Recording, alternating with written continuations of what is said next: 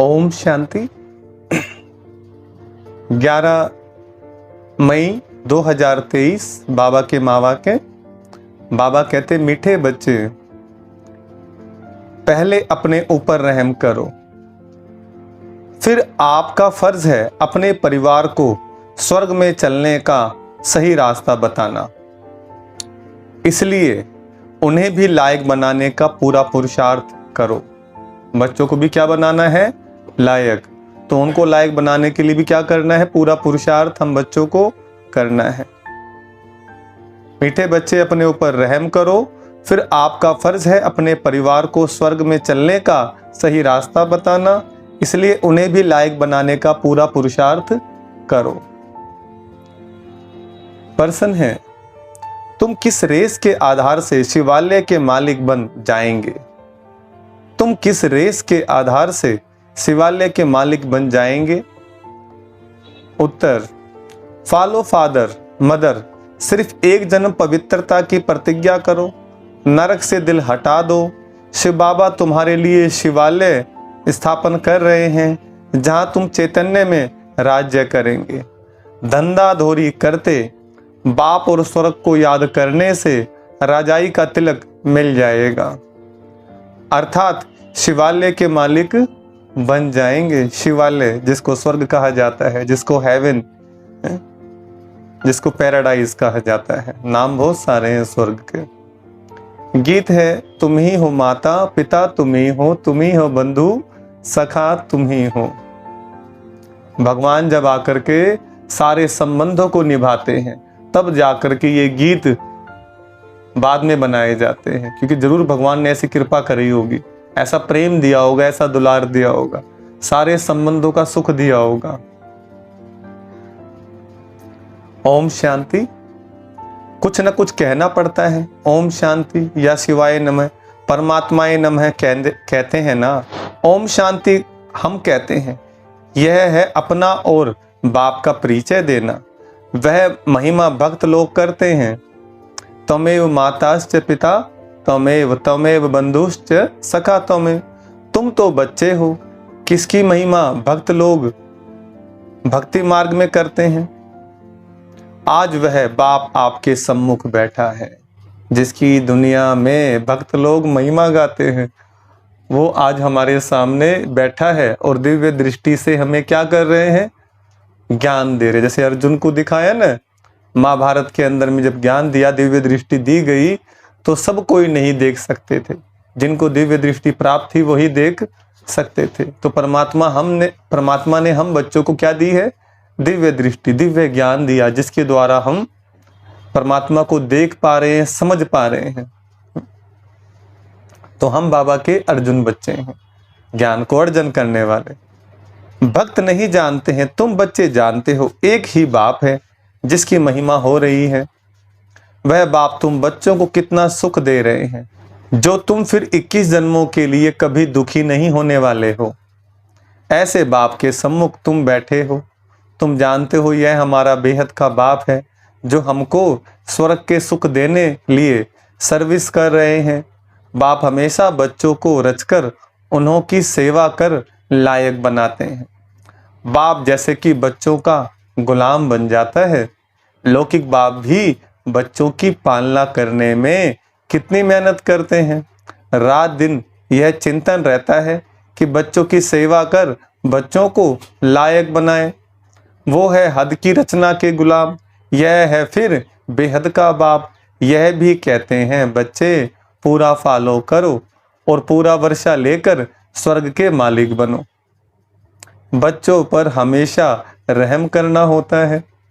जो सेंसिबल बाप होगा वह कहेगा बच्चों को भी क्यों न साथ साथ यह सच्ची कमाई भी कराएं। लौकिक बच्चों की स्थूल पालना तो आधा कल्प से करते हैं। बच्चों की पालना कर बड़ा बनाया, लायक बनाया, बच्चों के लिए विल किया, बस शरीर छोड़ा, जाकर दूसरा जन्म लेंगे। वह हुआ हद का बाप। यह है फिर बेहद का बाप। वह हद का ब्रह्मा है, रचना रच फिर उनका गुलाम बनते हैं। बहुत मेहनत करनी पड़ती है। कहाँ बच्चे कुसंग में खराब ना हो जाएं। नाम बदनाम ना करें, परंतु वह हो गया अल्पकाल का सुख। उन्हें यह पता नहीं बच्चा सपूत निकलेगा या कपूत। कई ऐसे कपूत निकलते हैं, खाना खराब कर देते हैं, बाप की मिल्कियत को एकदम उड़ाकर चट कर देते हैं। इसलिए बड़ी संभाल करनी पड़ती है। बेहद के बाप को कितना फुरना रहता है। कहते हैं तुम भी वर्षा लो और अपनी रचना को भी वर्षा दो, परंतु फिर भी कपूत बच्चे होते हैं तो बाप का कहना नहीं मानते हैं। बाप कहते हैं पढ़ाई करो तो पढ़ते नहीं, पवित्र नहीं बनते। कोई मुश्किल कोटों में कोई में भी कोई आज्ञाकारी निकलते हैं। यहाँ तो श्रीमत मिलती है, तुम मात पिता हम बालक तेरे, तुम्हारी कृपा से सुख घनेरे। अब भगवान हमारे पर वो कृपा करते हैं, ज्ञान देते हैं, श्रीमत पर चलाते हैं। और कृपा का मतलब है कर और पा। ये है कृपा, कर और पा। बगैर कर्म के तो मिलेगा नहीं। तो बाबा ज्ञान योग जो सिखा रहे हैं हमें, उस पर चलना हमें ही पड़ेगा। बाबा कहते हैं यह भी अंधश्रद्धा है। अब लक्ष्मी नारायण प्रारब्ध भोगते हैं, उनको अपने बच्चे हैं, हम उनको कैसे कहते हैं तुम माता पिता हम बालक थे। वास्तव में यह महिमा एक ही है। गीत में सुना कि ऊंचे ते ऊंचा है शिव बाबा, सबका सदगति दाता, सबको शांति धाम सुख धाम में ले जाने वाला। तो ऐसे बाप की श्रीमत पर जरूर चलना चाहिए। समझते भी हैं माता पिता से 21 जन्मों के लिए सुख घनेरे मिलते हैं, परंतु ऐसी श्रीमत पर कोई मुश्किल चलता है, बहुत ऊंचा वर्षा मिलता है। बाप कहते हैं मैं तुम बच्चों के लिए हथेली पर बहिश्त लाया हूँ। जब श्रीमत पर चलो तब लायक बनो। कदम कदम पर मत लेनी है, मत पर नहीं चलते तो ऊंच पद पा न सके। स्वर्ग में लक्ष्मी नारायण का राज्य था, यह किसको पता ही नहीं।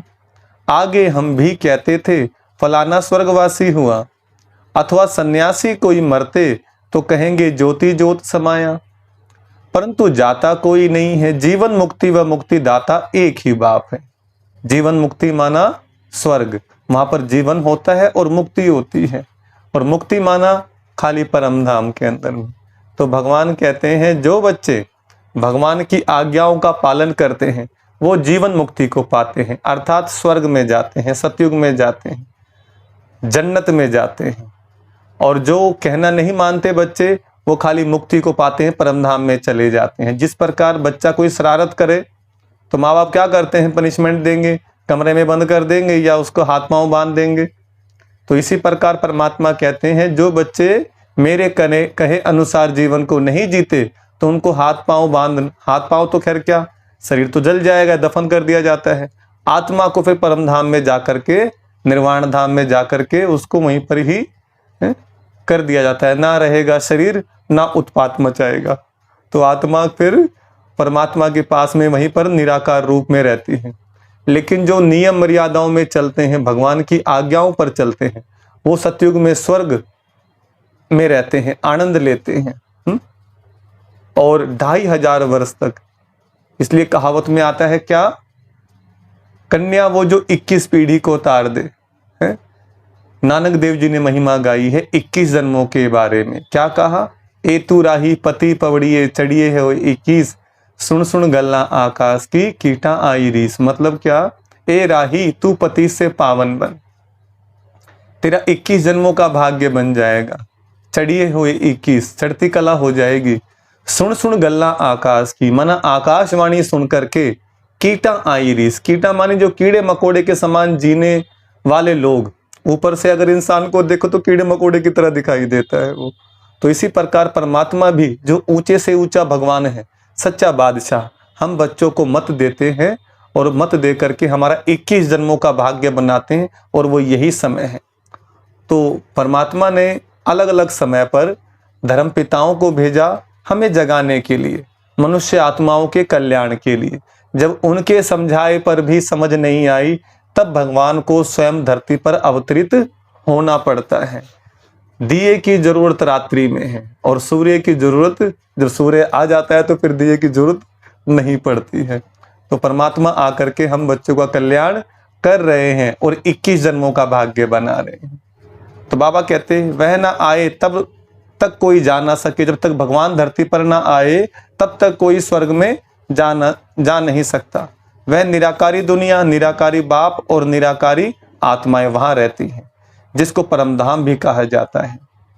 साइंस घमंडी समझते हैं यहाँ ही मरते और जन्मते हैं, जैसे मच्छर सृष्टि के चक्कर का किसको भी पता नहीं है। सर्वव्यापी के ज्ञान से कोई कुछ भी समझ ना सके। अब तुमको बाप मिला है, कहते हैं बच्चे अब वापिस चलो, मैं कल पहले मुआफिक सबको ले जाने आया हूं। तुम्हारी आत्मा में बहुत खाद पड़ी है, सबकी आत्मा तथा शरीर आयरन एज्ड हो गए हैं, उनको फिर से सतो प्रधान बनना है। तुम बच्चों की आत्मा सतो प्रधान थी, तब गोल्डन एज वर्ल्ड थी, पवित्र आत्मा का पवित्र सोने जैसा शरीर था, उसको सच्चा जेवर कहा जाता था। अब तो क्या हो गया है, 1% भी सच्चा सोना नहीं रहा है, खाद पड़ी हुई है। अब बाप कहते हैं सिर्फ मुझ बाप को याद करो तो सच्चा सोना बनते जाएंगे, आत्मा उड़ने लग जाएगी। अभी पंख टूटे हुए हैं, जैसा पुरुषार्थ करेंगे वैसा पद पाएंगे। कितनी ऊंची पढ़ाई है भगवान, आज मैं तुमको राजयोग सिखलाता हूं, जिससे तुम राजाओं का राजा बनेंगे, विकारी पुजारी राजाओं के भी पूज्य बनेंगे। गाया भी है आप ही पूज्य आप ही पुजारी। तुम जानते हो हम सो पूज्य देवी देवता थे, फिर हम सो पूज्य चंद्रवंशी बने। हम सो पूज्य और पुजारी बनते हैं, बाप आकर पुजारी से पूज्य बना रहे हैं। इसलिए कहावत आती है मानस को देवता किए करत ना लागी वार। मनुष्य को देवता बनाया, बनाने में वार नहीं लगी। कब बनाया? जब मनुष्य पतित बन जाता है, जब संसार में गिरावट आ जाती है, जो रक्षक थे वही भक्षक बन जाते हैं, तब भगवान आकर के शक्ति याद दिलाते हैं। जिस प्रकार हनुमान जी ने बचपन में गलती करी, क्या करी? बचपन में गलती करी और वो श्राप लगा उनके ऊपर में, ऋषि मुनि का शरारत करते थे हनुमान जी। इसी प्रकार हम बच्चे भी उम्र कितनी बड़ी होगी लेकिन क्या करते हैं, बचकाना हर करते हैं, गलती करते हैं, और जिस प्रकार हम दंडित फिर उसी वजह से हो जाते हैं। जिस प्रकार हनुमान शक्ति भूल गया था, वैसे ही हम बच्चे भी अपनी शक्ति भूल गए। भगवान ने आकर के हमें हमारी शक्ति याद दिलाई, हमें हमारी पहचान दिलाई है। और इसलिए जो है अब हमें क्या करना पड़ेगा, रावण की लंका को हम बच्चों को ही जलाना है। उस राम की आज्ञा का पालन करके, उस परमात्मा राम की आज्ञा पालन करके इस रावण की लंका को ध्वस्त करना है, जो विकारी दुनिया बन गई। अब ज्ञान जिंदाबाद हो रहा है। ब्रह्मा सो ब्रह्मा कुमार कुमारियों की रात अब पूरी होती है। रात कब से आरंभ होती है यह शास्त्रवादी नहीं जानते हैं। ब्रह्मा का दिन सत्युग त्रेता द्वापर आदि से रात शुरू होती है। यह सब बातें तुम बच्चों की बुद्धि में हैं। अब 84 जन्म पूरे कर हम फिर से राज्य भाग्य भोगेंगे। सतयुग में यह ज्ञान नहीं रहेगा, वह है प्रारब्ध। वहां भी तुम अपने बाप से वर्षा लेते हो, परंतु वह इस समय की प्रारब्ध है जो 21 जन्म चलती है। भारत पर ही सारा खेल है। सतयुग में जो देवी देवताओं का राज्य था वह अभी आसुरी बना है। प्रजा का प्रजा पर राज्य है। बाप कहते बच्चे hear no evil see no evil, बुरा सुनना नहीं, बुरा देखना नहीं, बुरा बोलना भी नहीं। बाबा ने बात कही कि बुरा सोचना भी नहीं, अगर सोचेंगे तो फिर कर्मों में आ जाएगा। बंदर का एक चित्र दिखाते हैं। इस समय मनुष्य बंदर मिसल बन पड़े हैं। सभी सुनेंगे ध्यान से। जब राम जी दशरथ के घर जन्म हुए तो जैसे रावण ने बड़ा आतंक मचाया हुआ था पृथ्वी लोक पर, तो फिर देवी देवताओं की योजना थी, है ना, तो अब उनको नारायण को जगा रहे हैं कि भाई पृथ्वी लोक पर बड़ा वो मचाया हुआ उसने आतंक, तो फिर आप जो हैं प्रभु कुछ करें। तो फिर वहाँ पर कहते हैं कि भी दशरथ के घर में राम के रूप में जन्म होगा उनका। तो साथ साथ में फिर देवताओं को भी नीचे उतार दिया जाता है, किस रूप में? बंदरों के रूप में, ताकि वो राम के सहयोगी बन जाएं। तो परमात्मा कहते हैं मेरे बच्चे तुम ही वो बच्चे हो जो बंदरपना कर रहे हो, है ना। बंदर वो स्थिर नहीं रहता, शांत नहीं रहता, चंचल होता है बड़ा, इसलिए मनुष्य का स्वभाव भी कैसा है, चंचल है। तो अभी जो जो स्वर्गवासी थे, स्वर्ग में हम बच्चों के देवी चरित्र थे, लेकिन समय बीतते बीतते हम उन शक्तियों को भूल गए और हमारे चरित्र में गिरावट आ गई है। जैसे ही परमात्मा आते हैं तो हमारी सोई हुई चेतना को जगाते हैं, हमारी सोई हुई शक्ति को जगाते हैं, और हम बच्चे फिर क्या बनते हैं, हम राम के सहयोगी बनते हैं। आत्मा राम के सहयोगी, परमात्मा राम के सहयोगी बनते हैं। और जब बाद में जाते हैं राम जी, तो अपनी सेना को साथ लेके जाते हैं। तो जो सुग्रीव दिखाया, जिनका बंदर जैसा मुंह, उनका भी देवता जैसा मुख हो जाता है। और जो दिखाए हैं साथी होते हैं उनके, है ना, वो भी देवता बन करके वापस जाते हैं वैकुंठ धाम के अंदर। तो इस समय की बात है, हमें भगवान नीच से ऊंच बनाते हैं, क्योंकि हम भगवान के कार्य में क्या बनते हैं, सहयोगी बनते हैं राम काज के अंदर। इस समय मनुष्य बंदर मिसल बन पड़े, इसलिए बंदर की शकल दिखाते हैं। बात इस समय की है, इसको कहा जाता है रोरव नरक। बिच्छू टिड्डन मिसल एक दो को काटते रहते हैं, बच्चे बाप का भी खून कर देते हैं। माया ने सबको डर्टी बना दिया है, भारत हैविन था अब हेल है, 84 जन्म भी भारतवासियों के हैं। बाप कहते हैं मैं कितनी समझानी देता हूँ, कहते हैं I am most obedient father, मैं तुम्हारा आज्ञाकारी पिता हूं, जो बच्चों का कहना मानता हूं। फादर सर्वेंट टीचर, गुरु सर्वेंट, देखो क्या कहते हैं बाबा, फादर सर्वेंट, टीचर सर्वेंट, गुरु सर्वेंट। अब मैं आया हूं, पंडे लोग भी यात्री के सर्वेंट होते हैं, रास्ता बताने वाले। अब मैं तुम बच्चों को स्वर्ग ले चलने के लिए गाइड बना हूं, लिबरेट करता हूं। हिस्ट्री रिपीट जरूर होगी, ग्रंथ में भी कहते हैं कि है भी सत्य, होशी भी सत्य, एक ओंकार, यह परमात्मा की महिमा है। एक तरफ कहते हैं अजोनी, दूसरी तरफ कहते हैं सर्वव्यापी है। अजोनी से भंग माना किसी योनि में नहीं आते, और एक तरफ कहते हैं कण कण में है। तो इनका भाव समझना है हमें। जिधर देखता हूं तू ही तू है, यहां हम आए हैं मौज करने, ऐसे बहुत ही कहते हैं। अब बाप कहते बच्चे ये सब बातें तुम्हें डुबोने वाली हैं। सर्वव्यापी का ज्ञान डुबो देता है। बाप कितना समझाते हैं, कोई तो झट निश्चय करते हैं कि बाप से वर्षा लेना है। इन जैसा स्वीट फादर मिल नहीं सकता। स्वर्ग की स्थापना करने वाला बाप है।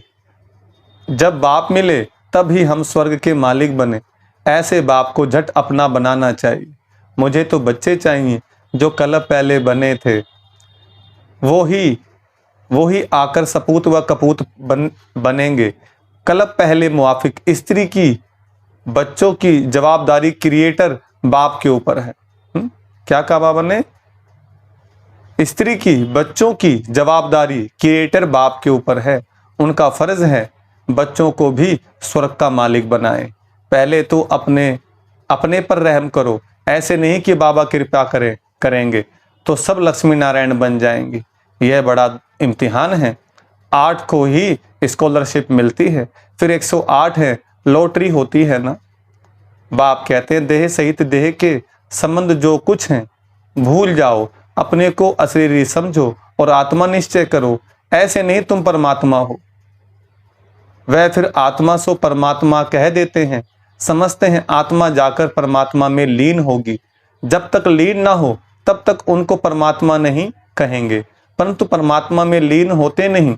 यह ड्रामा अनादि बना हुआ है। हर एक एक्टर को अपना अपना पार्ट मिला हुआ है जो बजाना है। हर एक आत्मा में इमॉर्टल पार्ट भरा हुआ है, अविनाशी पार्ट भरा हुआ है। ये बातें बाप के सिवाय कोई समझा न सके। बाप आकर तुम बच्चों को आदि मध्य अंत का ज्ञान दे त्रिकालदर्शी बनाते हैं। चित्रों में देवताओं को तीसरा नेत्र दिखाते हैं। वास्तव में तीसरा नेत्र ना है देवताओं को ना शूद्रों को। तुम ब्राह्मणों को ही ज्ञान का तीसरा नेत्र है, जिससे तुम सबके ऑक्यूपेशन को जानते हो। सचखंड और झूठखंड की हालत को भी तुम जानते हो। तुम्हारे में भी नंबरवार पुरुषार्थ अनुसार है यह पाठशाला। इसमें अंधश्रद्धा की कोई बात नहीं है। अपना धंधा दौरी सब करते रहो, सिर्फ अपने बाप को और वर्षे को याद करो। तुम्हारे ऊपर राजाई का तिलक आ जाएगा। आत्मा ही याद करती है, संस्कार आत्मा में है। आत्मा में ही हैं, आत्मा से ही बात करते हैं। मैं तुम्हारा बाप हूँ, कल पहले भी तुमने वर्षा लिया था, सूर्यवंशी राज्य किया था, फिर चंद्रवंशी में गए, कलाएं कमती होती जाती हैं, फिर वैसे शूद्र बने।